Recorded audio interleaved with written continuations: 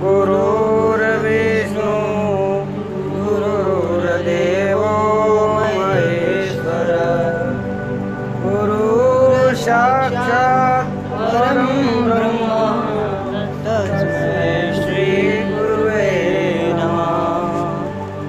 नारायणं नमस्कृत्यं नरं चैवं नरोत्तमं देवीं सरस्वतीं व्यासं ततो जयमुदीरयेत्। बोलो सद्गुरु भगवान की जय हो। महाभारत में आज का प्रसंग है दान के लिए उत्तम पात्र का विचार और दान की महिमा। युधिष्ठिर महाराज ने पूछा, हे मुनिवर, मनुष्य किस अवस्था में दान देने से इंद्रलोक में जाकर सुख भोगता है तथा दान आदि शुभ कर्मों का भोग उसे किस प्रकार प्राप्त होता है।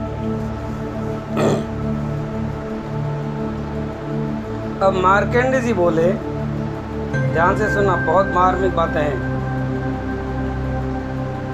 जो पुत्रहीन है, जो धार्मिक जीवन नहीं जीता है, जो सदा दूसरों की ही रसोई में भोजन करते हैं तथा जो केवल अपने लिए ही भोजन बनाते हैं, देवता और अतिथि को अर्पण नहीं करते हैं, इन चार प्रकार के मनुष्यों का जन्म व्यर्थ है।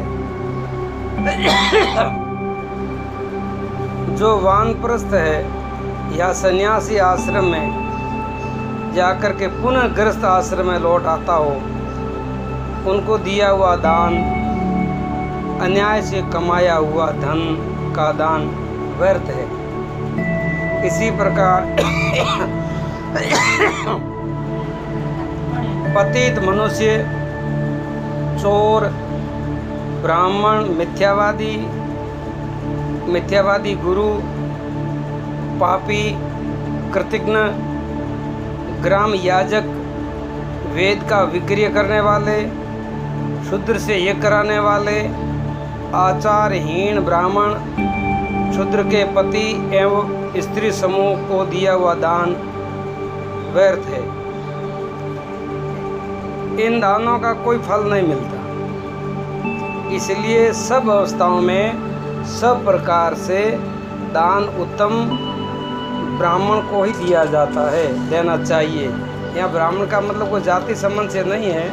जो ब्रह्म तत्व को जानने वाले जो मनुष्य है उनको ब्राह्मण कहा है। ब्रह्म सीनेते ब्राह्मण। ऐसे विद्वानों को दान पुण्य करने से आपका महान पुण्य बढ़ता है। वो हेमंत बोले दो, वो अलग बात है, वो बात अलग है। मार्कंडेय जी ने कहा, ब्राह्मण जप, मंत्र, पाठ, होम, स्वाध्याय, वेद अध्ययन के द्वारा वेदमयी नौका का निर्माण करते हैं, जिनके सहारे वे दूसरों को भी तारते हैं और स्वयं भी तरते हैं। ये उनके गुण हैं। वो जप करता हो, मंत्र जप करता हो, पाठ करता हो, स्वाध्याय करता हो, हवन करता हो, वेद अध्ययन करता हो, तो वो मतलब एक ऐसी सत्संग रूपी नाव को बना करके जो पार कर देते हैं, उनको विद्वान ब्राह्मण कहते हैं। जो ब्राह्मणों को संतुष्ट करता है उन पर समस्त देवता प्रसन्न होते हैं। श्राद्ध में प्रयत्न करके उत्तम ब्राह्मण को ही भोजन कराना चाहिए। आजकल ब्राह्मण केड़ा है, नशा डूबोड़ा, न तो कोई मंत्र जाने न कोई वेद विद्या जाने, पर वो एक जाति रूप ब्राह्मण मानो। बाकी ये जो शास्त्र में कहे वो गुण तो उसमें है ही नहीं। जिनके शरीर का रंग घृणा उत्पन्न करता हो, जिनके नख गंदे रहते हो, जो कोढ़ी हो, कपटी हो, पिता की जीवित अवस्था में जो माता के व्यभिचार से उत्पन्न हुए हो, अथवा जिनका जन्म विधवा माता के गर्भ से हुआ हो, और जो पीठ पर तरकस बांधे क्षत्रिय वृत्ति से जीविका चलाते हो, ऐसे ब्राह्मण को श्रद्धा में यत्न पूर्वक त्याग देना चाहिए, क्योंकि उनको जिमाने से श्रद्धा श्राद्ध निंदित हो जाता है।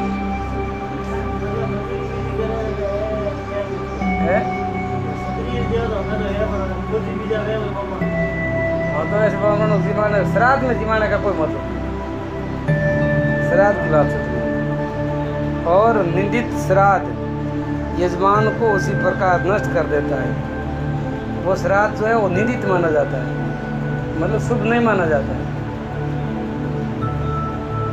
जैसे अग्नि काष्ठ को जला डालती है, किंतु हे राजन, अंधे, गूंगे, बहरे आदि जिनको शास्त्रों में वर्जित बताया गया है, उनको वेद परारंगत ब्राह्मण के साथ श्राद्ध में निमंत्रण दे सकते हैं।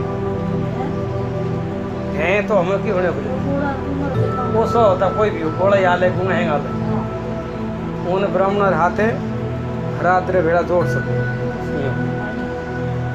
हे युधिष्ठिर, अब मैं तुम्हें ये बताता हूँ कि जैसे व्यक्ति को दान, कैसे व्यक्ति को दान देना चाहिए, वो बात बताती हूँ। जो संपूर्ण शास्त्रों का विद्वान हो,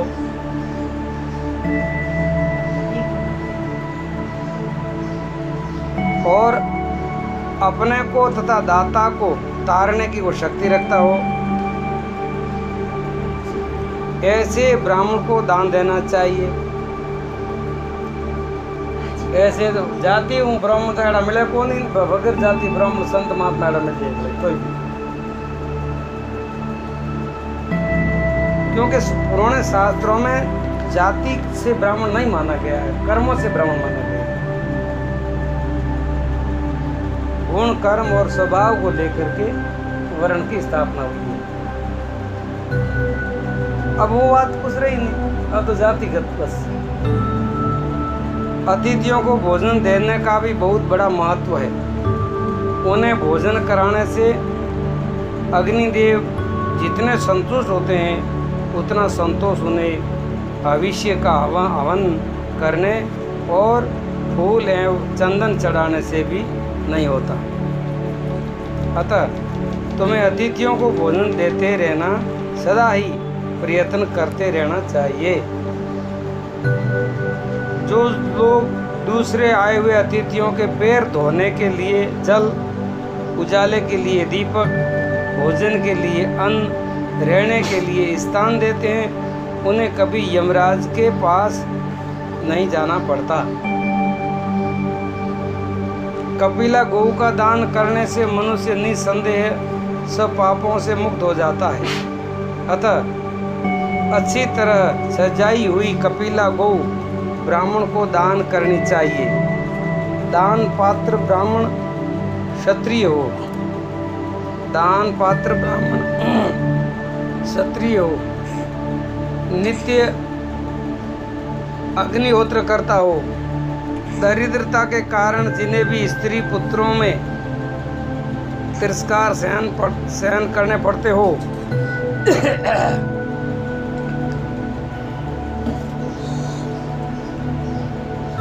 जिसने अपना कोई उपकार न होता हो, ऐसे लोगों को ही गोदान करना चाहिए, धनवानों को नहीं। धनवानों ने गोदान नहीं करना। एक बात मत धके मुर धके मावे को नहीं भलता हो गए, जगह जरूरत हुए जगह दो, भोजन जगह जरूरत हुए जगह न दो, कपड़ों जगह जरूरत हुए न दो, मतलब वो विशेष बात है। ये धापड़ों दी को मतलब वो बात अलग होती है, वो विषय में अलग आ लगे। अरे हमें तो हाल है दोन री महिमा, वही में कहे दोन री पात्रता अलग हो, विषय अलग अलग। एक बात और ध्यान में रखने की है, एक गो एक ही ब्राह्मण को देनी चाहिए, बहुत से ब्राह्मण को नहीं, क्योंकि एक ही गो यदि बहुतों को दी गई तो वे उसे बेच करके उनकी कीमत बांट लेंगे। दान की हुई गौ यदि बेची जाएगी तो वह दाता की 3 पीढ़ियों तक हानि पहुंचाएगी। हम तो ये देखो ना, हमें समय भाई वो है नहीं, हमें तो समय आप ही पहला से मेरी बात हो, पहला समय बहुत धन विशेष माना जाता था। हमें तो गौ धन को बिल्कुल कदर ही नहीं करते हैं। हाँ